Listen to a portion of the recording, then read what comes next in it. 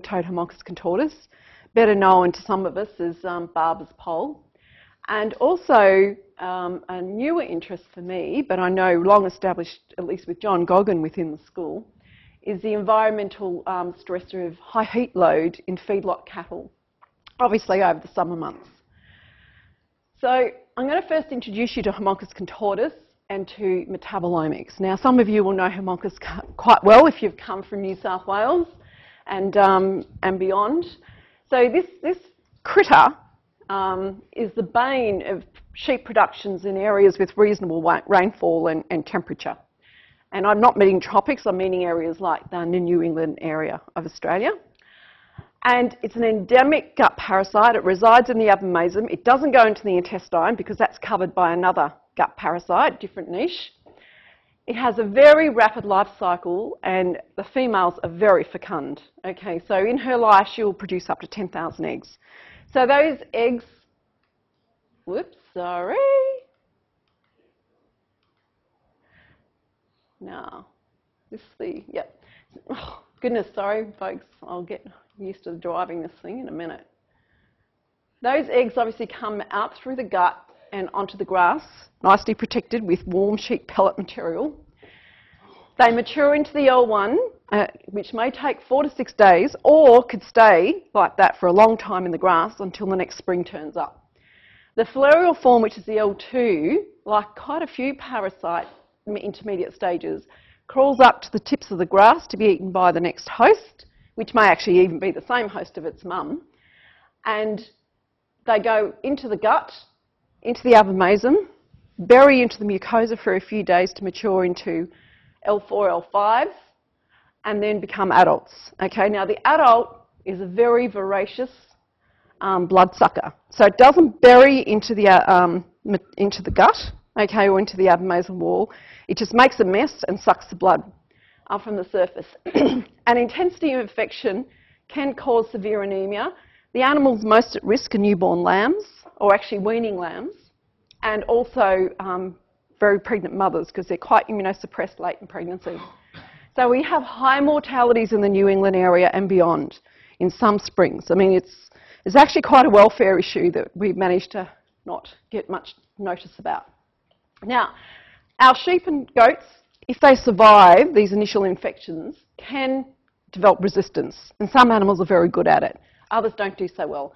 But of course, the parasite has a much faster life cycle, and because Australians are such good technologists, have now developed drug resistance to every nematicide on the market. And we're actually in quite an unmanageable situation.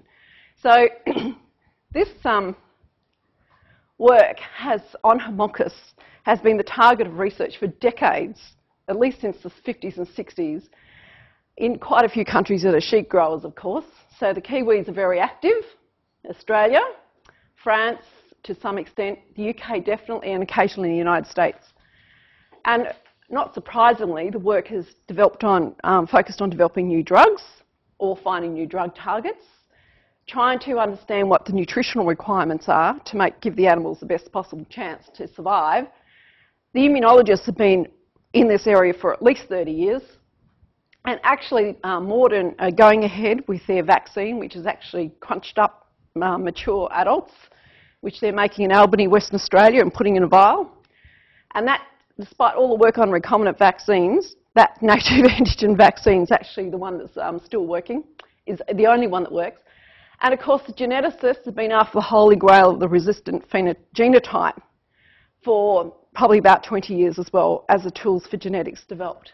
Now, and we have, with the Kiwis, with the UK, we've all developed our various selection lines to help understand genetics. But these have met with really quite limited success. Okay, it's still a major persistent problem.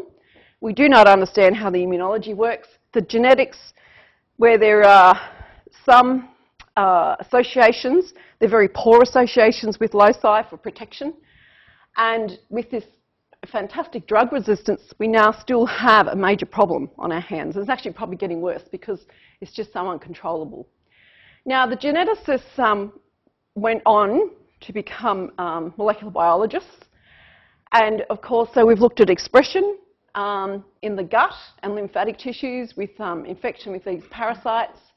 We've gone on and done proteomic analysis with these parasites and the response to them. We've taken straight molecular approaches where we've dug up a few candidates that ought to make sense and gone ahead.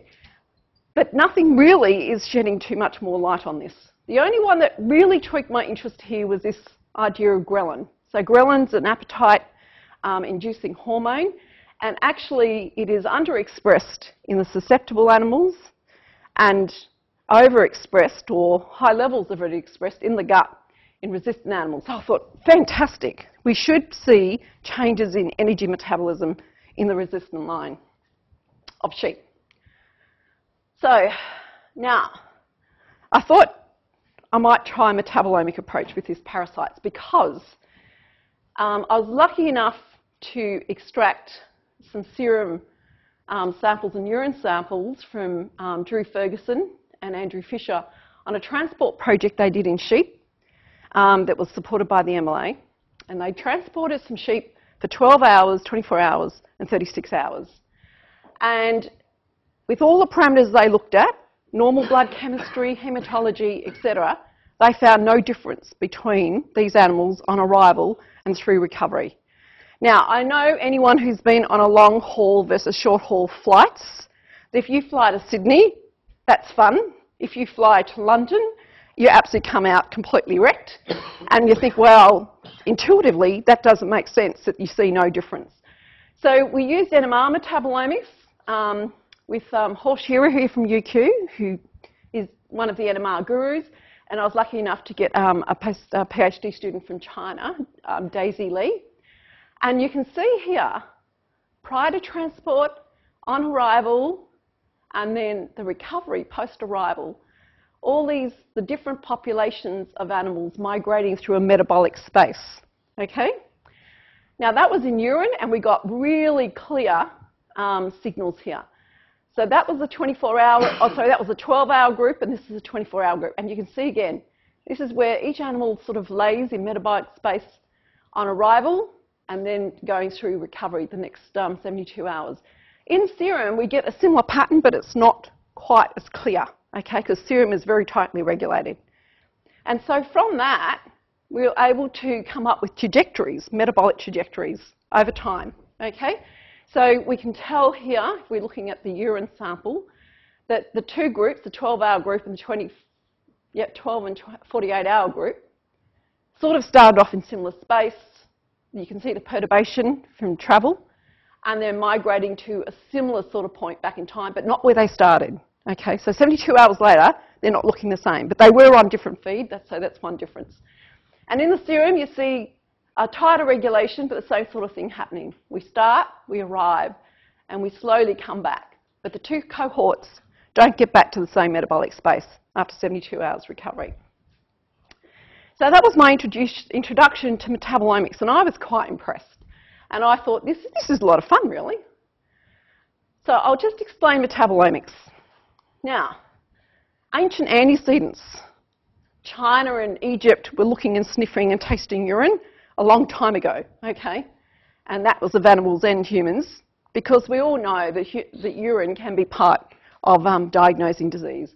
And of course, in Europe in the 1600s and 1700s, they realised that the sugar was diagnostic of diabetes in urine. And then Folin really started clinical biochemistry properly in 1905 when he reported methods for measuring these key metabolites in urine. And then into the 71, we actually start looking at metabolites of breath in urine by GC, okay, gas chromatography. So this is really the evolution of metabolomics. It's not new, it's just clinical and analytical chemistry. It's just an industrialised form of it. So, as I said, branch of analytical chemistry. We've got various definitions. You'll see the word comprehensive in most of it, okay? A bit like transcriptomics, with proteomics, we are trying to get full coverage. But of course, that will be limited. The one thing is about metabolomics, you aren't predicting what's going to be there, it is there, okay? So it's not about a transcript possibly giving rise to a protein that might give rise to a product. It actually gives you a snapshot in time of the metabolites from all that particular activity of a cell or a tissue or an organism. And that's the sort of definition I like with it. It's a very deep metabolic phenotyping for one point in time. And of course, from that, we can start to figure out what's happening in the various compartments and various organs, what's contributing to that phenotype. Now, different technologies are going to offer, as with anything, different sensitivities, different coverage of metabolites, the maturity of the software and the databases differ, and the sample prep requirements differ. And so using the classic iceberg, NMR will see microgram per mil metabolites. GC is actually through the whole lot, gas chromatography. LCMS is probably the most sensitive, but the least developed, okay, and the most complex. And I'll just go on a little bit more. NMR, which UQ's got a very strong base for. One thing is we don't have to rely on separating metabolites, okay? You just put the whole sample, bang, into the machine. So you climb the little ladder and chuck it in, or you get a robot to do it. There are many classes that can be measured simultaneously. It's close to being the universal detector, okay? It's got very high analytical reproducibility, and I haven't put it here, it's actually quantitative, okay? You don't actually need standards, right? You can actually inherently quantitate. Sample prep, as I said, is very easy, but it's insensitive because we're in the microgram per mil range relative to MS-based techniques, okay? Now, mass spectrometry, and here is reverse phase liquid chromatography, mass spectrometry. You can go in two modes. We can look at both positive and negatively charged ions. We have to separate metabolites. Okay, already first problem.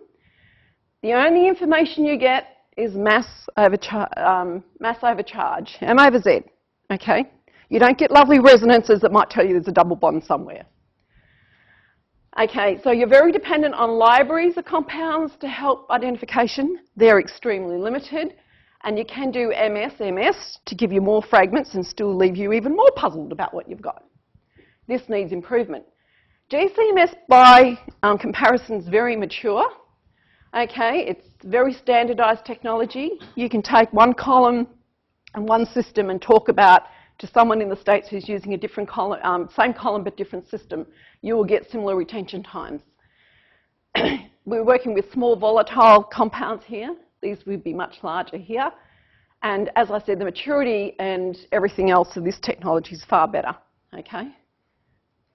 Now, as I was talking about NMR, collect serum, collect urine.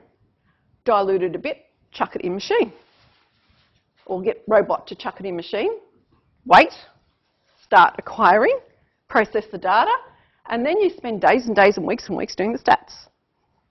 So all very easy. It's actually lovely and not expensive if you just pay for the machines. So with NMR and similar to mass spec, you will get spectra, okay?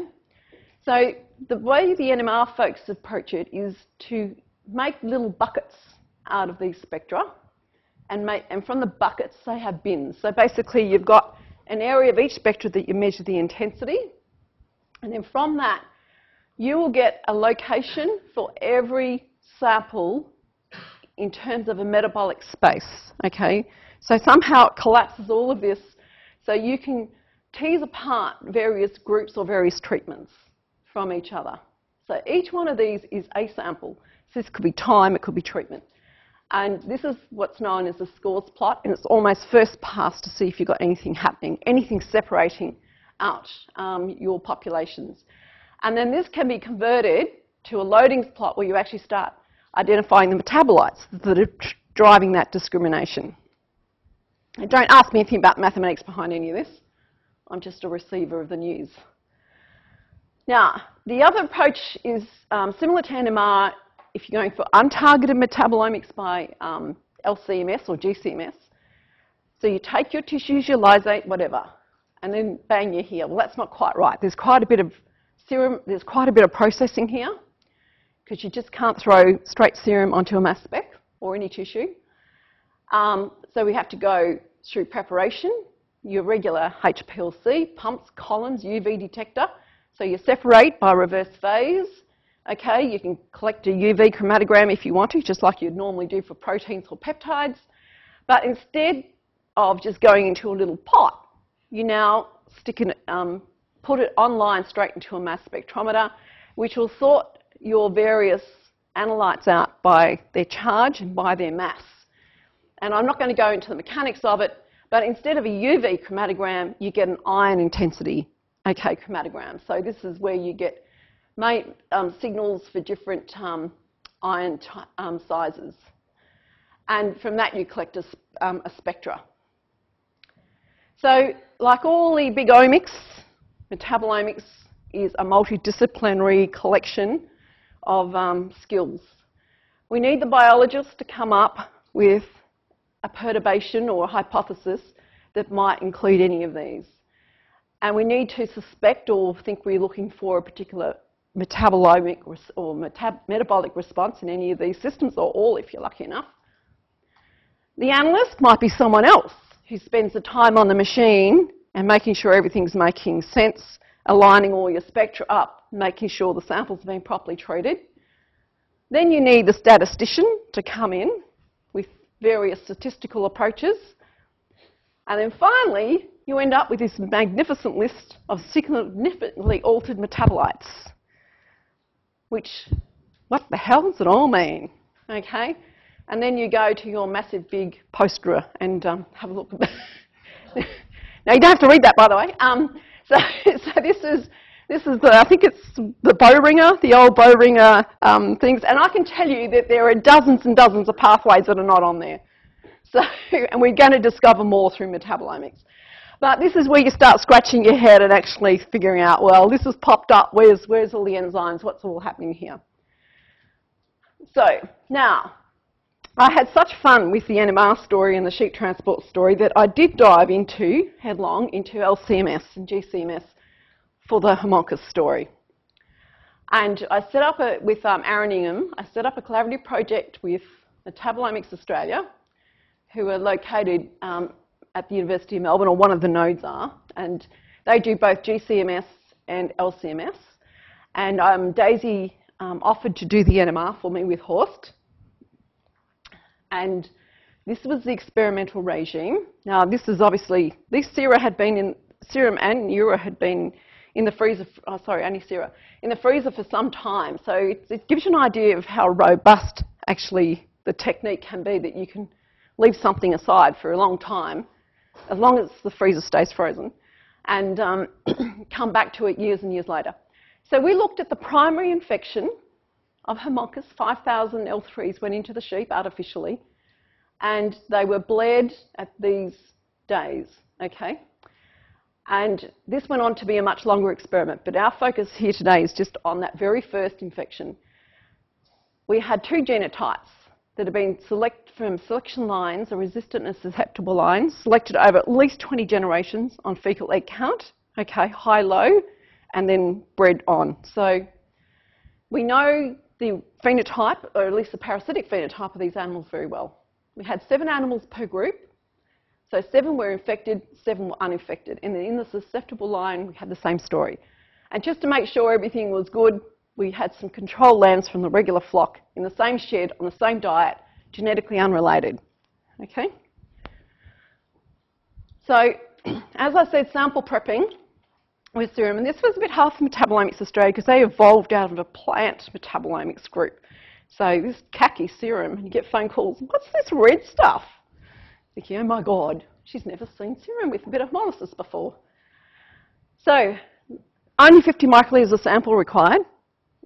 Okay, a bit of acetonitrile, just vortex it up. This is basically to get rid of the proteins, spin it down, collect the supernatant, dry it down, resuspended in methanol for LCMS, and derivatized, then going on to GCMS. Okay, so not like NMR where you just throw it in. Now, we had 170 samples plus pool QC samples through this whole lot. So it was quite an effort, and that's the other thing we learnt with this group, Metabolomics Australia, which is supposed to act as a collaborative and a service thing. Industry is, people often don't have experience in the throughput of 170 samples, injection after injection after injection. So we had column problems, we had leakage problems, all these sorts of issues, which chromatographers well know. But if you don't have experience in that sort of throughput, these are sort of interesting things that happen. So the GCMS was straightforward, so I jumped into that data first. And here is our scores plot. Now, you can see here's an infected animal at day 14, infected animal day 28, uninfected at time 0, etc. And there is no grouping of any particular colours in here. Now that was a little bit of a concern. This is in our resistant animals, right? So I would have expected some separation from the different treatment groups and times. So I looked at each time point individually. So here's day 4 after infection. So the reds and the blues are mixed up. This is not a good sign. And day 14, infected, uninfected, and the resistant animals not really separating, okay? Day 28, day 42, nothing happening. So I was getting a little bit nervous by this stage. We'd just done 170 samples and it looked like there was no response. So I was thinking, don't panic, we've got the susceptible line. So I put all the susceptible data from all the susceptible, infected, uninfected on this thing here. And if you look carefully, we do see some differences. See the green dyes are clustering a little bit here? So there was some hope. Anyway, went through the whole story. Day 28, okay, we get separation. So now that SI is not actually infected. These are the uninfected separated from the infected. Okay, so quite clear. And this is very crude, single PCA as we call it. We haven't applied any gorgeous stats to make that any prettier. And on day 42 of infection, we get the same thing. Okay, so we had a signal. I'm a believer now. But it was interesting, it was the susceptible animals that have got this metabolic response. The resistant animals that I was expecting this massive energetic response from don't see that worm. Absolutely do not see that worm metabolically, okay? There is no difference through infection between the infected and uninfected animals. Quite amazing. So from that GC data, we could then start pulling out metabolites, okay? Tryptophan, heptadioic acid, glucose, some of the amino acids, and you'll see the bane of metabolomics. Some of the most significant ones, unknown, unknown, unknown, unknown, unknown, unknown, and as PhDs worth finding out what they actually are. So here's what, if you bring all these, some of the significant metabolites together and look at sort of a heat map across the days of infection in the infected and uninfected susceptible line. And we can see some metabolites making massive changes between the two treatments in the susceptible line. So what we do see clearly is the TCA cycle is actually working quite hard because we've got increased output of succinate and malleate, and we've got glycerol, glyceric acid and glycerol feeding into the glycolysis cycle as well. So probably not that unexpected, because you'd expect if you're trying to try and fight an infection that you would see this. But don't forget the resistant animals, which are just managing to knock this worm over quite quickly, do not get this signal. Now the other thing which was a bit curious and took me a long time to figure out, and this will come part of our story, we see a lot of products of bacterial degradation in the serum, okay? Now benzoic acid, butanoic acid, not unexpected. These vitamin C and glyoxylate metabolites, mostly from bacteria, and similarly with this metabolism. And interesting, this malonic acid is actually a competitive inhibitor of the TCA cycle. So we've got some disruption occurring there. Now, excited as we were about the GC results, we went on to the LCMS, because now, LCMS, these are the iron, total iron chromatograms from the positive ion mode of sheet plasma and negative ion mode. Now, looks okay. Doesn't look too complicated. Can I tell you there's 7,000 different ions under that curve? And there's 3,000 different ions under that curve? You're looking at 7,000 to 8,000 different features coming through that series that's picked up by the mass spec. Okay, so it is quite a lot of work. So not surprisingly, after we've done all the stats and all the numbers, we ended up with about 150 metabolites that are significantly different. And it takes a long time to wade through all of that sort of stuff and figure out how it all comes together. So tryptophan metabolism definitely affected. We've got some quite big changes there again. Some involvement of bacterial degradation, and the serotonin pathway somehow ramped up but then stopped here. So I need to think, this pathway, which is often seen in metabolite stories and metabolism stories and autism, for example, that is not affected. So that's interesting. But what really struck us, and it's not surprising if you're using reverse phase chromatography of serum, is you're going to get lipids out. But what a collection of lipids. So, and it's taken me months to figure this mob out. So we have short chain hydroxy, oxo and dicarboxylic fatty acids. We've got the medium and long chain versions of them all, including trihydroxys. We've got alcohols, we've got aldehydes, we've got prostaglandins, okay, and EPA, anandamines and endocannabinoids, phosphocholine of all sorts of varieties, lysophosphocholine, lysophosphorethanolamines, simple and complex sphingomyelins. And you can see the quite long range and even some of the odd chain ones we're seeing here. Now, where the hell and why the hell are all these lipids turning up? And these are not turning up in the resistant line, okay? Just want to keep reminding you of this. So, reading literature can be actually useful at times. It did tweet to me that I'd seen something about lipids and bacterial infection. So, we started sorting through and figuring out what people were seeing in inflammatory conditions and in septicemias, okay? And it's clear that lipids are highly involved.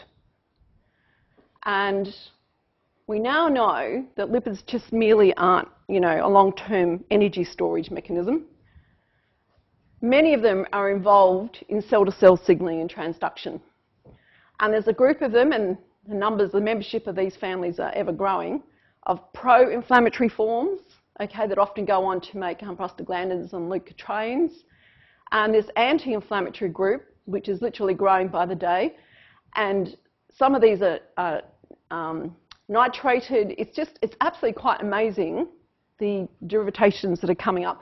Unfortunately, a lot of these are not in the databases yet, so I can't tell you for sure if I'm actually seeing any of these guys yet. Some I can, others I can't. Now, my question then was, if this is the case, if these lipids are arising out of an inflammatory state or from a so-called septicemia-like state, are our susceptible animals actually responding to an endotoxemia? Okay, so this endotoxin, it's just the lipid part of a polysaccharide component that comes off E. coli and salmonellas, etc., in the gut. Absolutely normal turnover, happens all the time. However, it's very toxic if it's not confined to the gut lumen. So if it gets out of the gut lumen and passes into the circle, your portal circulation, and then into the liver, normally detoxified. But if your liver is overwhelmed by the amount of stuff coming through, or and there's spillover of LPS or endotoxin into the bloodstream, your body will respond as though you've got a full-blown septicemia. Now, this is quite a diversion, as you might expect from fighting a parasite. So, any damage to the gut, okay, the mucosal layers, epithelial layers, will set up this ground for the endotoxin to actually pass through the damaged sites and into the tissues below and into the portal blood system.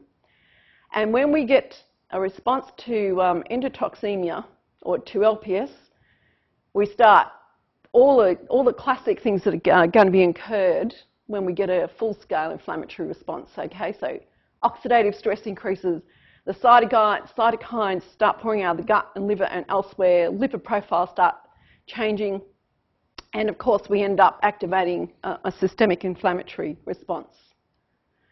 And the systemic response is probably well put together here by Lance Baumgart. LPS goes out, goes to the liver, goes to the macrophages, cytokines, muscles start changing, okay? So we're going to get proteolysis if we want to get more energy pumping out. And we get signalling straight to the brain, peptide, fever, lethargy. So appetite disappears. Is that the link back to ghrelin? We don't know. So we asked the question, or at least Aaron did, got Moira onto it quick smart, do we see endotoxin in the plasma of these sheep? And lo and behold, day 4 of infection, in the infected susceptible line we get a peak, and there's a small peak, a small rise maybe, maybe not, in the resistant, there's nothing here, or did I mislabel that? Anyway, and then it drops, and then we get another rise at day 28. So we were surprised to see actually this day 4 peak, because all the metabolites we've been studying is actually at day 28. But we do see this day 28 sort of secondary peak here. And by comparison, this is our resistant infected animal, okay? Just cruising along the baseline. Now, the damage to the gut by the adult is quite obvious. Here is your adult worm, and you can see all the little hemorrhagic areas in the mucosa, right? But we had to go back to a 1957 paper to figure out what was happening at day 4. So as it turns out, that 4th stage larvae, okay, attaches itself to the mucosa by its mouth, basically, produces a small hemorrhage. And this coagulin that's produced around it keeps the worm, I guess, protected and allows it to grow. And then about 3 or 4 days later, it'll emerge and become an adult. So here we are at day 4, we get damage to the gut by this first invasion. So that was quite amazing. Now, more evidence. I talked about the GCMS coming back with these bacterial products in the plasma. But with the LCMS, we saw a whole stack of other things here. Now, and I'm not going to go to the effort of trying to absolutely identify any of these. But it's interesting that we could get quorum sensing type homoserolactones coming out, and we've got all these other products that could be from either feed or from bacteria coming through. So my question is now, is resistance to parasitism in the gut actually about the ability to repair the gut? Now, the gut is a very complex place, okay, because we've got innate immune cells here underneath, okay, with continuous surveillance, the tissues going on. We have your epithelial cells. We've got these myofibroblasts. We've got stem cells down here waiting for transcription factors to make sure they keep pumping up new cells to replace this. We have Paneth cells, we've got goblet cells, we've got all sorts of stuff.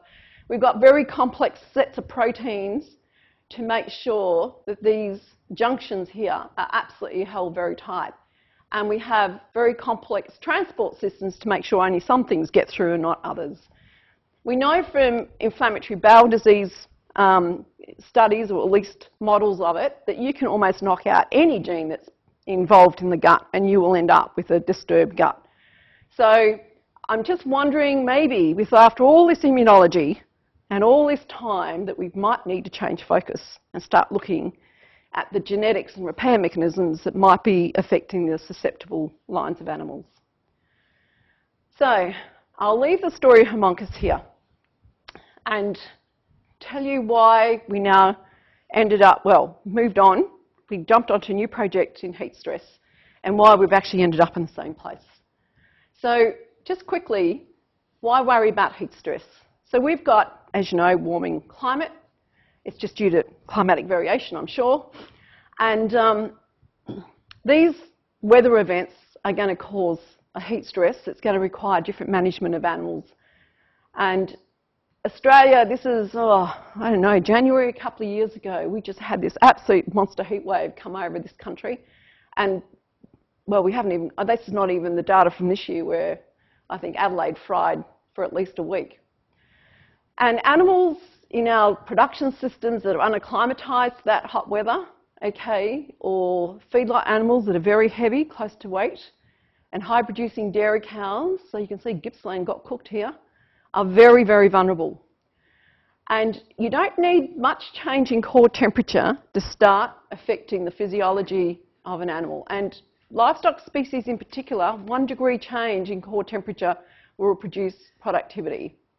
And for cattle, a core temperature, an ambient temperature over 25 degrees already starts increasing losses. Now, of course, if you've got Brahman cattle, that's a whole different story. So I'm talking about European breeds here. Now, most of the time we would think of heat stress as being an endocrine response, because it does go through all the classics, okay, of trying to regulate your physiology through signaling from the hypothalamus. So your thyroid hormones are involved, insulin's involved. We've got massive signaling coming out from the hypothalamus to try and help us find shade, don't eat and drink water, and to keep perspiring so we can stay cool. And through this wave of hypothalamic signaling, okay, we get, as I said, reduced feed intake, which accounts for at least half the decreased growth that we're going to see in fast-growing animals. The resting blood glucose goes down, but you don't mobilise fatty acids, even though you're not eating as much. And response to insulin and changes, okay, but insulin sensitivity is actually increased. And this, in terms of our feedlot and cattle situation, is on top of a subclinical acidosis in the gut because of the high grain rations, a respiratory alkalosis that we will get in cattle because of their increased respiration rate, and of course they're sweating like no tomorrow, which is the one way cattle really do dump heat. So they're losing potassium, as it turns out, in cattle. They don't sweat sodium. Now, the other problem in heat, as you will probably have experienced yourself, or if you're in a long-distance running game, is the blood flow is going to change. Okay, so you are going to try and pump heat out to the skin. So this increased peripheral vasodilation to increase evaporation and to cool the blood underneath the skin. So the problem is, of course, you shut down the blood to the internal organs, right? And we know a little bit about what happens in the gut. You get a hypoxia and a swelling. We don't know what actually happens very much to the other organs, including the liver. And people have been working in human and rodent models, and what we see with heat stroke, and this is obviously it's fatal, is complete multi-organ injury, hypertension, so blood pressure drops out, and multi-organ failure and circulatory shock. Now, as extreme as that is, it is giving us a better understanding of what's happening in heat-stressed cattle. So the story with the rats, for example, and I don't know how you get away signing these animal ethics off, but anyway, if you cook a rat for a little while, you will see damage to the gut, okay? Loss of microvilli, cells actually breaking off, and intestinal permeability also increases. If you cook them a little bit more slowly for an hour, and go and examine hypoxia in the intestine, you can see the jejunum is quite affected. The microvilli are lost. There is some impact in the duodenum. Interestingly enough, the colon's not affected, and the liver can be massively affected by hypoxia. And here's some examples just from this tissues. Control rat, partially cooked rat, and you can see the complete how we're getting blebbing here, loss of microvilli, because this is a beautiful packed array of microvilli. And here's your tight junction, so we can't see at this level if there's any, well, it's maybe a bit more grainy. I don't know. I'm not a famous electron microscopist. Won't answer that one. And this is what we do see in extreme cases of heat stress in cattle. Here's the rumen of a healthy steer, and here is an animal that's died from heat stress, and the mucosa just sloughs off. Just amazing. So the mechanism is we get decreased blood flow, okay, we get loss of tight junctions, our endotoxin nicks through, and the hypoxia results in energy depletion at the cellular level, we get acidosis, we get complete electrolyte changeover, and we start getting oxidative and nitro-oxidative attacks occurring. Now, Peter Cronje put this together, this slide.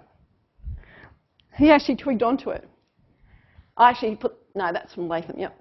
So now, interesting enough, but again, no one had really done much about it. We knew from the 1970s that you get increased endotoxin with heat stress, okay? So that's bad enough in heat stress. You go to the other side of the story is what happens when the animal cools and normal blood supply resumes, okay? This is ischemic reperfusion. So you'll hear the horror stories of poor victims being pulled out from underneath rubble of earthquakes and their legs being trapped for a while. You pull them out and they're dead within an hour because all that stuff that's been sitting anaerobically in that limb absolutely goes out in the normal bloodstream and ends up killing that person. So question is, if you, after very much warming up an animal, and if you do it time and time again, you reperfuse that gut with all the bacterial metabolites and components in it and the response that's already occurring in those damaged cells, and you could end up with actually a worse condition happening after the main event. Okay, so one thing we do not know about animals is how they recover from heat stress, and this is one thing we'll be very interested in looking at. So we put a whole lot of researchable questions in front of MLA about what we could do with heat stress in feedlot cattle. And our question was, is heat stress exacerbated due to inflammatory responses induced by LPS due to gut barrier dysfunction? And then what can we actually do about it? Okay, can we come up with some sort of nutrition or other treatment that could protect? And what the hell's happening in recovery? No one's looked at this, okay? Now, we know anecdotally from guys, the vets who we're working with in the feedlots, that it can take up to 6 weeks for Angus to come good, i.e. start eating again and growing again after a major heat stress event. That is a huge production cost besides the welfare issues. So we distilled our thinking down to that single hypothesis, okay? Heat stress causes gut and liver damage, and the resultant metabolic, systemic, and local inflammatory consequences. So we set up 4 projects, okay? We're testing this hypothesis in climate chambers at QAAFI. We've just done our first 3 trials using more chronic conditions. We're getting the enthusiasm of the feedlot vets and consultants in. We've set up little post-mortem kits, and we've sent them out all over Australia. And they will collect post-mortem tissues from animals that they've euthanized that they suspect have died from heat stress. And we're also doing a reasonably large feedlot trial to actually test this hypothesis in actual production conditions. So now, if we can get past this point, we will be allowed, with the blessing of MLA, to go and see if we can find things that can actually influence or help ameliorate some of these responses. So here's a quick schematic of project 1. Okay, so we have animals in the chamber. One's cool, the other one's getting hot, and we allow them 3 weeks or 5 days, depending on the conditions, and then we allow them to recover a little bit under thermoneutral conditions, and we're going to start looking for cytokines and LPS in the sera, and we've also collected tissues at post-mortem. And in the feedlot, we're doing summer and winter trials, the winter being the control, I guess, or not I guess, in Australia and Nebraska, because we want to get numbers here, okay? These will have, these are going to be steers, probably not heifers. We're going to have them on feed for a long time, okay, 120 to 150 days. 80 animals will be used, and so we're doing 2 summers at Gatton, 1 winter at Gatton, 2 summers in Nebraska, and 1 autumn in Nebraska, because Nebraska winter is not really very feasible for an Australian or very useful. And we're also getting a lot of physiological data. So we've got rumen boluses in these animals that's signalling their core temperature every 10 minutes. We've got feed intake, we're getting their weights. We've got panting scores, we've got respiration rate, and of course, as I said, we're getting cytokines and LPS as well.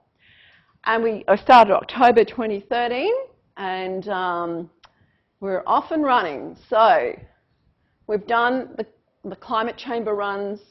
We've done this long trial here, which actually went really long. And the winter trial is going to start in May, and Nebraska summer will start straight away. And then we'll have another 4 trials just of the acute climate chamber runs. And of course, the pen trials will keep running. So I can just tell you we have freezers full of sera right now. And yeah, the lab effort's really starting. The stuff at Gatton's gone fantastically. Really impressed. So, and finally, acknowledgements for both stories that led us down to this conversation of the gut. We have the group from CSIRO here and in Armidale, particularly Aaron Ingham, but of course Peter and Ross and Nick in setting up the animal experiments years ago. Daisy doing the NMR, and Moira has been part of the story as well in doing the LPS. The group from Metabolomics Australia, particularly Damien, who's been fantastic. Our group here in Brisbane, and Dean Ravel from Perth, who helped set up the story in the first place. And then the group from UQ, which is John, Megan, Judy and Stephen, and a vet called Joe, I don't know his surname. They're absolutely fantastic. And Megan's got a whole troop of students that get dragged into the work, and she's coordinated those guys amazingly. So, and support here has come from the MLA. This is quite a big project.